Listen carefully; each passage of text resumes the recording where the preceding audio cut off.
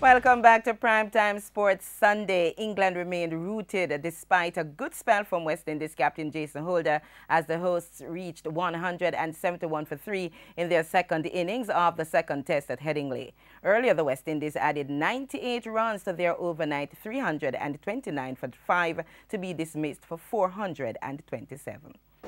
Hey, yeah! England enjoyed the perfect start to day 3. All gone. Terrific Anderson. Before Jason Holder and Jermaine Blackwood got the visitors back on track. Left the bat up there, the periscope, played it beautifully. The West Indies taking a 169-run lead on the first innings. New opener Mark Stoneman made his Ashes case with a series of 4s. Runs again, 4 more. But Alastair Cook was undone by the probing length of Holder. Straight away, the umpire's finger goes up. Tom Wesley was lucky to survive a run-out chance. All the time in the world.